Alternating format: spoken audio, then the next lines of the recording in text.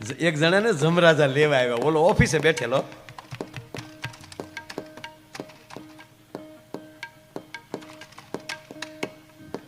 ત્યાં જમરાજા આવ્યા, હાલે બોલો કે શું હાલે?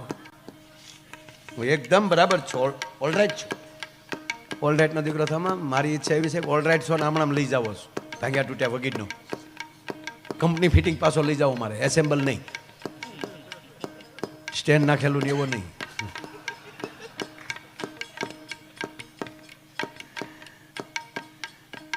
સાહેબ ખરેખર કહું, શરીરના ભગવાન તો ડોક્ટર છે, ડોક્ટર કૃષ્ણ છે. ભીષ્મને રોમે રોમે બાણ લાગ્યા હતા ને ભગવાન કૃષ્ણ આવી ગયા ને પછી કીધું કે હવે પીડા થાય તા કે હવે નથી દુખતું. મહાભારત સાક્ષી છે. એમ ગમે એટલું દર્દ હોય ડૉક્ટર આવીને ઊભા રહી જાય ને પછી પૈંડ પીડા વહી જાય. અને જેટલી પૈંડ પીડા છે એટલી જ અંદરની આત્મ પીડા છે, મનની પીડા છે. એ મનની પીડાઓના ડૉક્ટર અહીંયા હામાં બેઠા છે સાહેબ. એનાથી તમારી મનની પીડાઓ વયો જાય. ભાગવત સાંભળી લેજો, રામકથા સાંભળી લેજો, એ તમારી મનની પીડાને દૂર કરી નાખશે. એટલે તમે બેય સર્જનો અહીંયા બેઠા છો. એટલે હારા માણસને સર્જન કહેવામાં આવે છે, ભૂસમારુને સર્જન કહેવામાં આવતા નથી. નગર કહેવાય એક સર્જને 30 કરોડનું બૂચ મારી દીધા. અને આપણા વડીલો કેટલા, હરિબાપા આપણા વડીલો કેટલા ભલે અભણ હતા પણ કોઠાહૂજ કેટલી હતી. તે દી આપણે નાના નાના હતા ને તે દી આપણને ભલામણ કરતા કે છોકરાઓ આલ્યા માલ્યા પાસે નો બેહતા. તે દી એને ખબર હતી કે વિજય માલ્યા બૂસ મારવાનો છે. પણ મોબાઈલ આમાં મજો એક જણો આમ કરતો ને ઘીરે જતો, 15મા ફ્લોરમાં રહેતો હતો.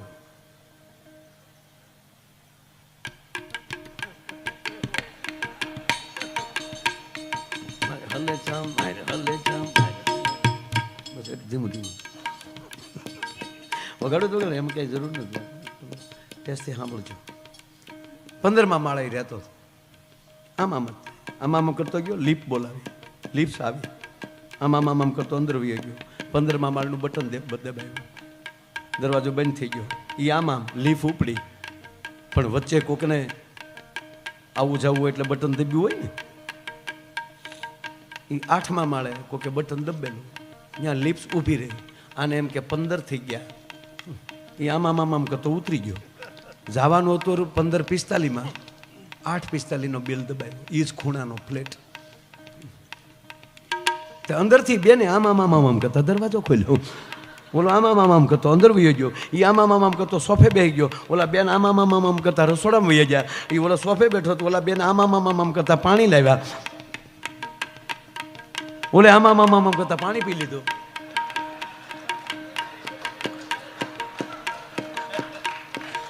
નો વોલ્ટ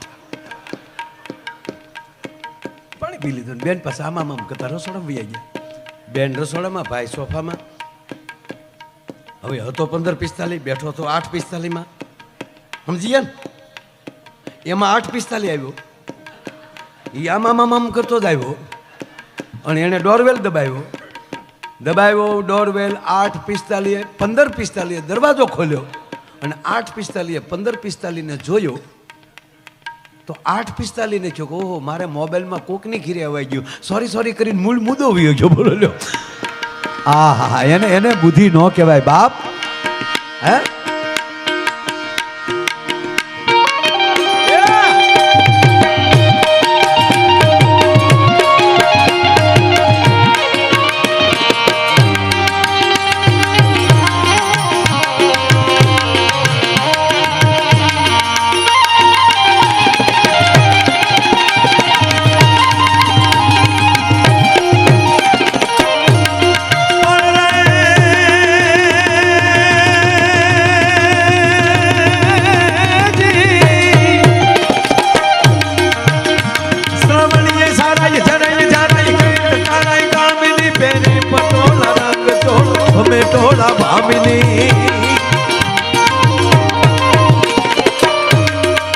દાદા શ્રાવણ મહિનો આખો ચોમાસું છે, વર્ષા ઋતુનો બરોબર મધ્ય છે. પણ મારા કૈલાસ વાળાએ આખા મહિનાને મેળો કરી નાખ્યો. સારો વડોપ્રધાન હોય ને એટલે એ આખા આપણે અત્યારે તમે જુઓ તો એ બધે આપણા વ્યવસ્થિત કરી નાખે. તો આપણો વડોપ્રધાન તો ભોળોનાથ આખો મહિનો હળંગ લીધો એને બધાય ભગવાનના એક વાર. ભોળાનાથનો હળંગ મહિનો આખો, માના 9 દિવસ, અને પછી એમાં ભરતી કરાવતો. એમાં જન્માષ્ટમી એમાં લાવ્યા, રક્ષાબંધન એમાં લાવ્યા, ભાદરવીનો મેળો એમાં. ભોળાનાથે બધા મેળા ભેગા કરી નાખ્યા. એટલે શ્રાવણ મહિનામાં શું થાય? શ્રાવણીય સારા જરે જારા કે ગાના કામિની ફેરી પટોળા. નકર પલ્લી જાય કપડા, કાદવ હોય છતાં ભોળાનાથનો મહિનો છે ને, આ તો પાટણના પટોળા આવ્યો. પેરી પટોળા રંગ ચોળા ભમે ટોળા ભામીની. ભામીની કેતા બેન, દીકરી. શણગાર સજીએ રૂપ રડીએ ભોલ સજીએ ભામીની.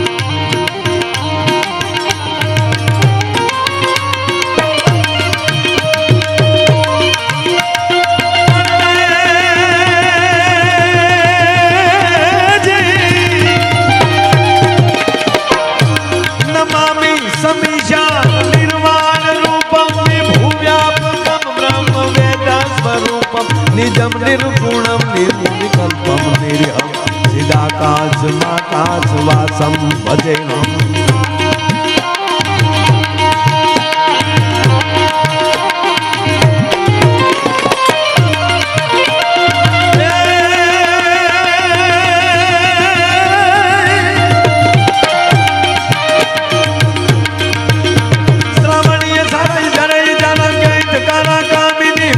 પટોળા રંગ ચોળા ભમે ટોળા ભામીની.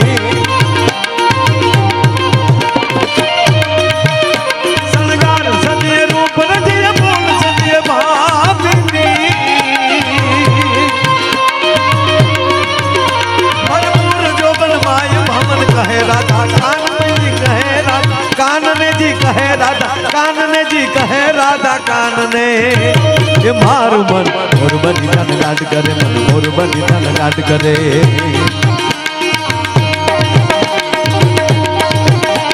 એ હાલ હાલ હાલ વહી જાય રાત વાત માને, હમણાં પણ છે પ્રભાત. ગાળા તારા હોવે સબીલા તારા હોવે રંગીલા તારા, રંગ ભેલો જુએ તારી વાટ રંગલો એ રંગલો. જાનો જિગ્નેશ દાદાની પાસો ગાળા તારા હોવે સબીલા તારા હોવે સબીલા તારા, રંગ ભેરો તુલે તારા પાટ રંગનો.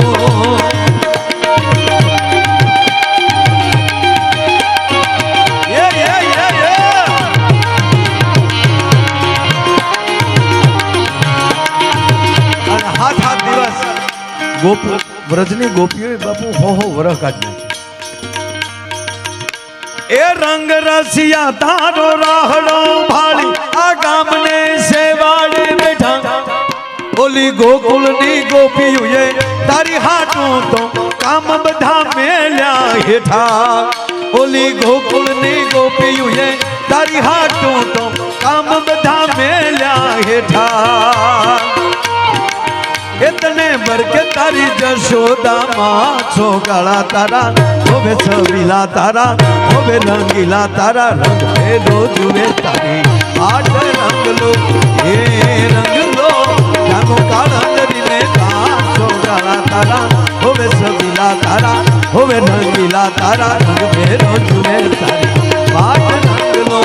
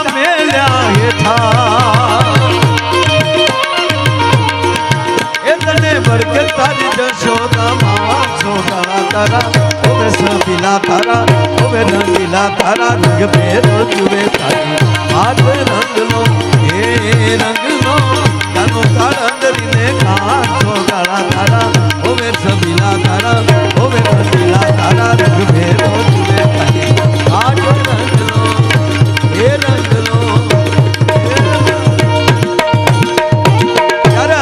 મનની પ્રશંસા ચિત્તની શાંતિ દિલની દાતારી ગુમડાની રોજ અને ટાઢિયા તાવને ટાઢ હેરડા અંદરથી મળે ને ફૂટવા તો પછી કેટલો ખર્ચો થાય માણા ન જોવે કાર્ય કરવું ઈ સિદ્ધ થાય.